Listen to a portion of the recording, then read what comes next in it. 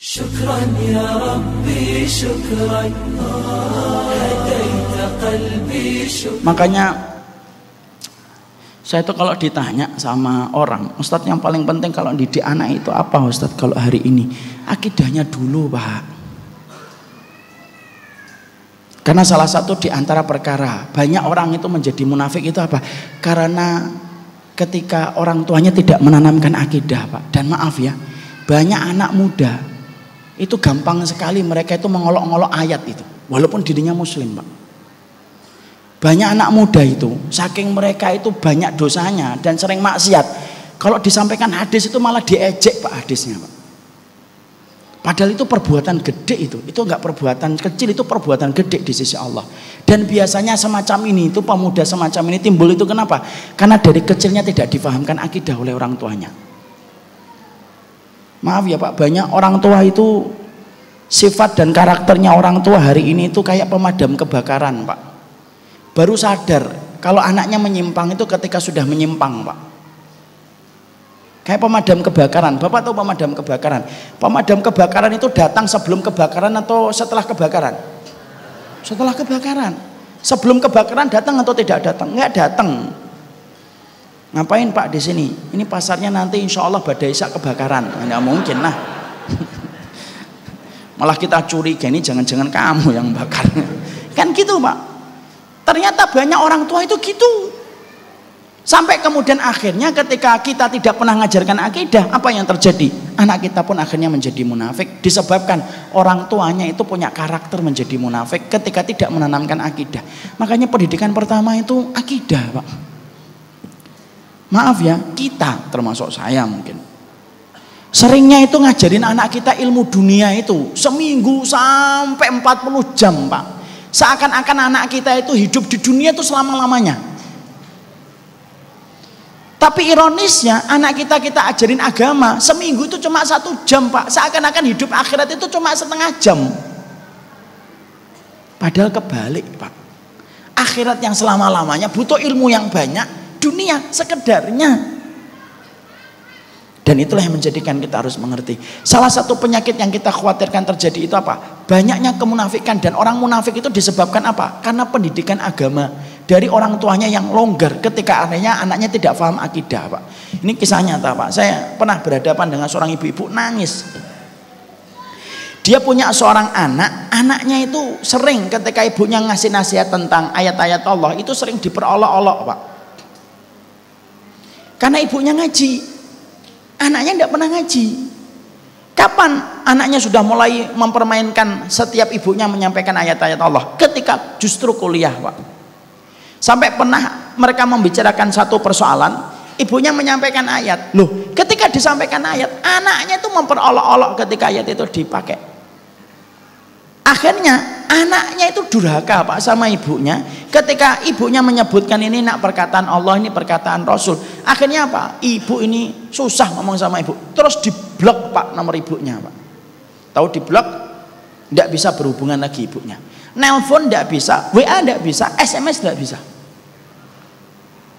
Ketika ibu itu curhat sama saya bersama dengan bapaknya itu, Ustadz, ini lihat saya cuma ngomong kayak gini Ustadz, ternyata anak saya nggak mau terima. Saya kemudian bilang, maaf Bu, kadang-kadang anak kita itu bengkok itu karena kita tidak sempurna ketika dulu mendidiknya. Ini evaluasi kita. Maaf ya, anak itu bayangan kita Pak, dan kita itu bendanya. Kalau kita bendanya lurus, anak bayangan kita lurus Pak. Anak kita bayangan kita Pak. Kalau orang tuanya lurus, bayangan lurus Pak. Tapi kalau orang tuanya bengkok, bayangannya pun menjadi bengkok Pak. Makanya disitulah kita akhirnya paham.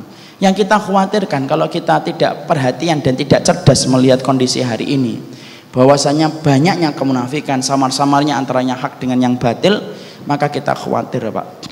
Jangan-jangan anak kita pun nanti akhirnya menjadi munafik ketika dewasa. Dan kalau dia menjadi munafik, yang paling rugi kita Pak. Kenapa kita yang paling rugi Ustadz? Nanti anak kita mendoakan kita ketika kita sudah di dalam kubur, anak kita doanya nggak nyampe karena gara-gara anak kita dia itu munafik ketika mengkritik Al-Quran dan mengkritik hadis.